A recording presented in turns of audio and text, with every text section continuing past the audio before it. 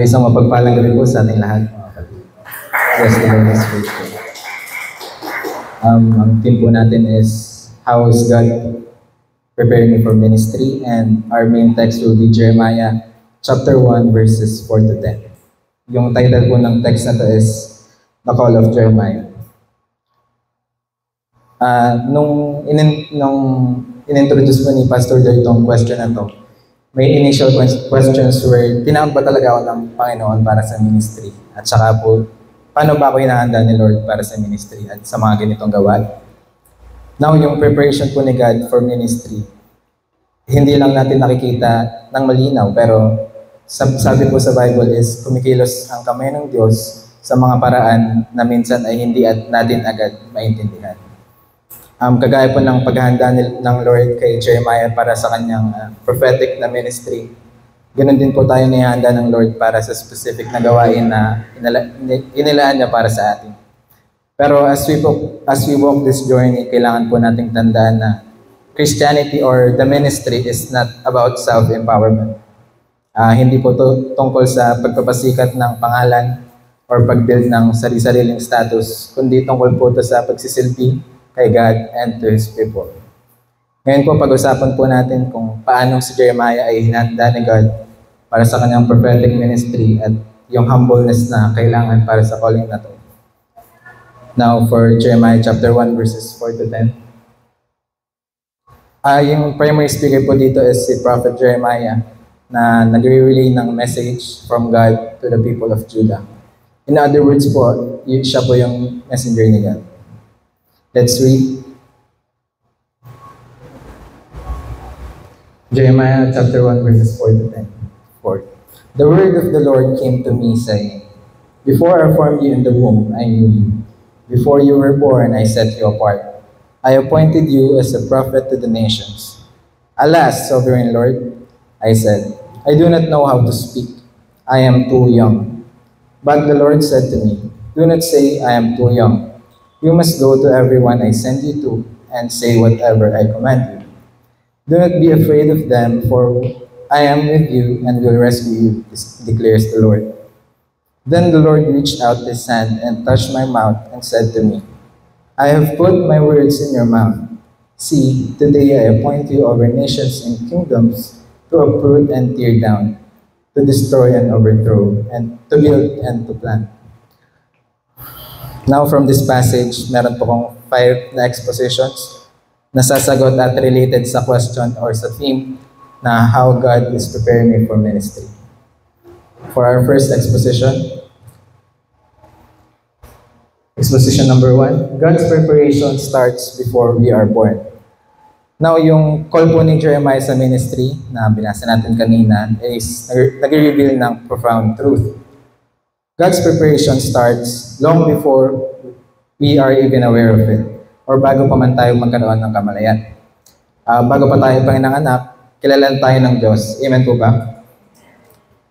May plano na siya para sa atin at itinatalaga niya tayo para sa kanyang natataang layunin. Just like Prophet Jeremiah, ganun din po sa atin. Hindi po aksidente or random na nandito tayo at ginagampanan ang kanyang nating calling. Alam po ng Diyos kung sino ang kanyang nilikha at kung ano ang plano niya sa atin, kahit hindi pa natin ito agad napapansin.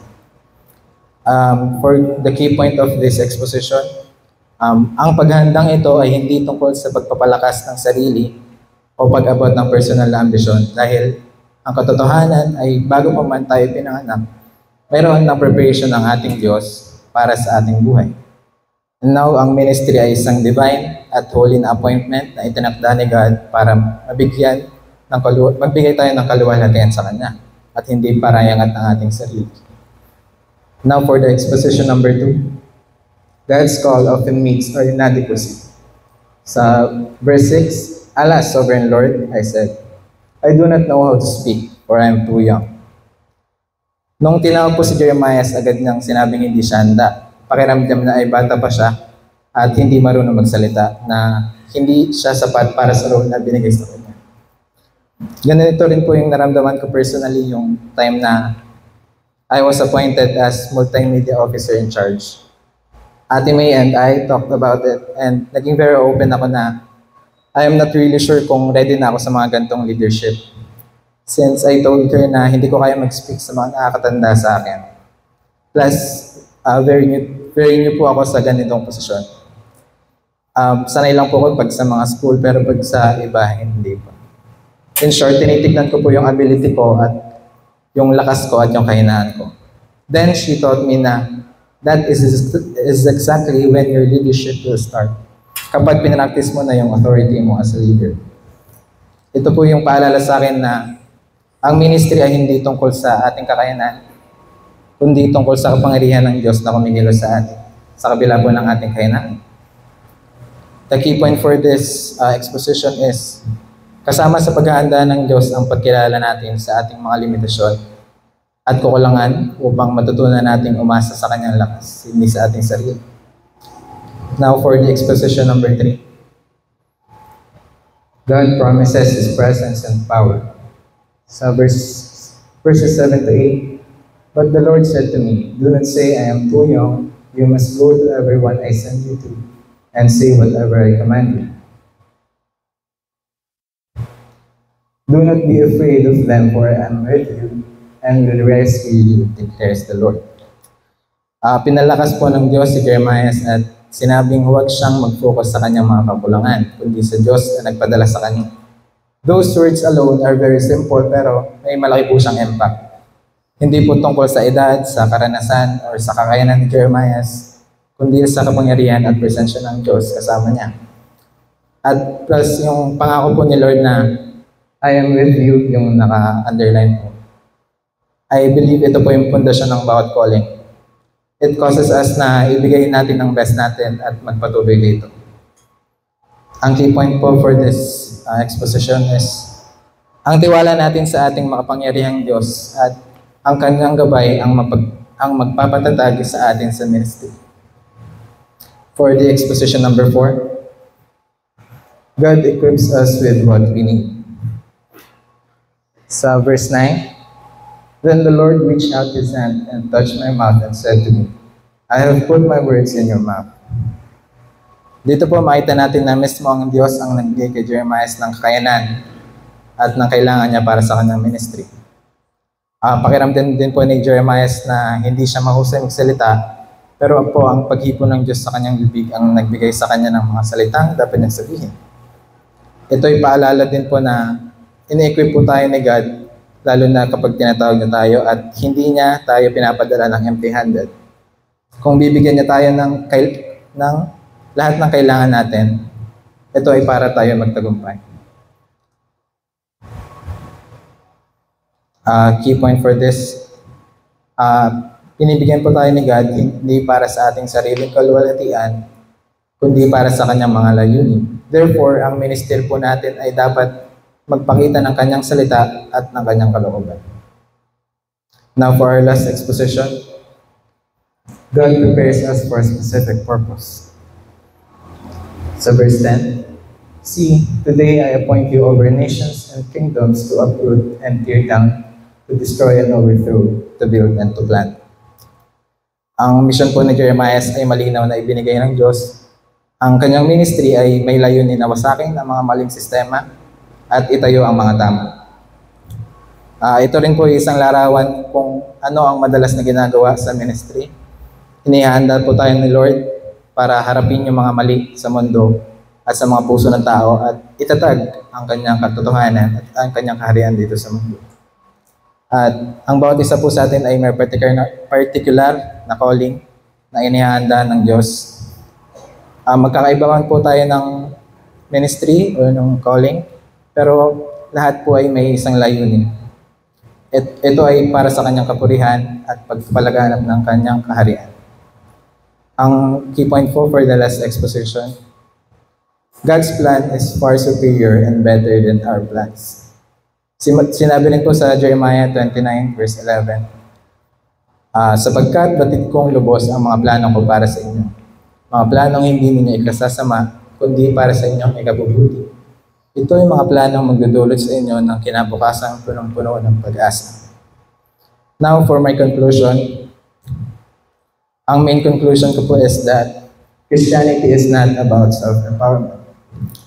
The truth is, Christianity is about living a life centered on God's will, transformed by His grace, and empowered by His Spirit. Ang katotohanan po ay ang paghahanda ng Diyos para sa ating ministry, kagaya ng nakikita natin sa buhay ni Jeremiah, ay nagsisimula bago pa man natin siya makilala. Hindi ito tungkol sa ating kakayanan, kundi sa kapangyarihan na nanggagaling sa ating Diyos. It is by the power of God through the Holy Spirit.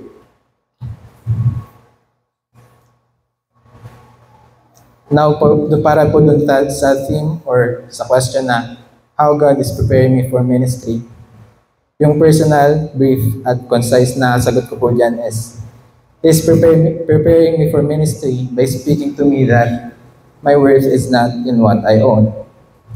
Hindi dahil sa kung sino ako, ano ang kakayahan ko, ano ang mayroon ako. Ayun po, my worth is not in what I own. And now I would like to end po itong message sa isang song. New song po ito na may title na exactly na My Worth is Not in What I Own. Song na very scripture-based and full of God's word. And I believe alam din po nila Pastor Diane at me. So I invite you all to sing with me, and the lyrics will be posted.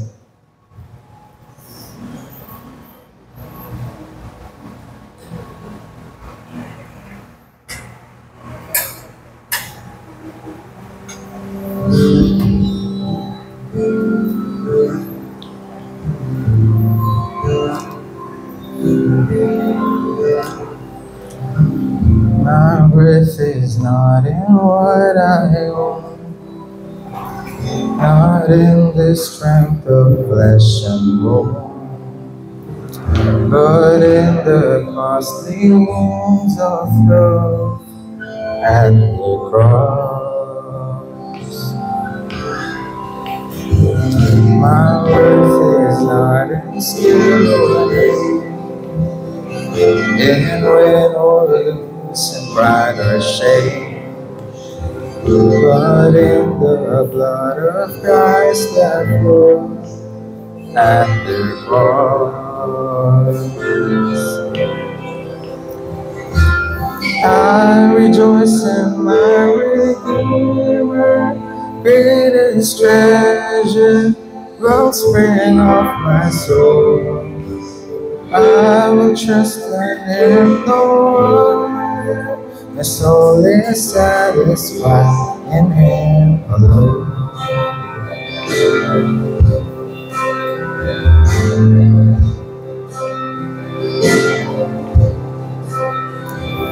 As summer flowers we fade and die, fair youth and beauty hurry by, but life eternal calls to us at the cross. I will not boast in wealth or might, or human wisdom's fleeting light, but I will boast in knowing Christ at the cross. I rejoice in my Redeemer, greatest treasure, wellspring of my soul. I will trust in Him, no other. My soul is satisfied in Him alone.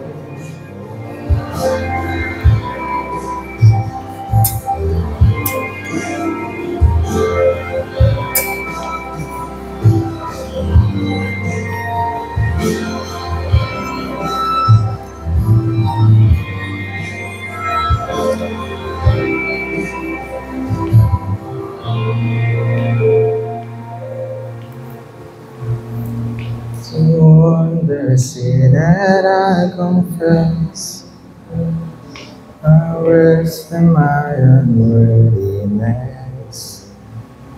my value fixed, my ransom paid at the their cross.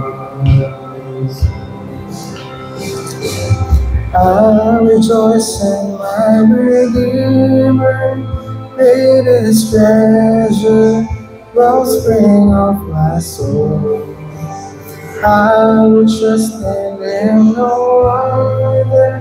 My soul is satisfied in Him alone. I rejoice in my Redeemer, greatest treasure, wellspring of my soul. I will trust in Him, no other. My soul is satisfied in Him alone. To God be the glory and God bless us all.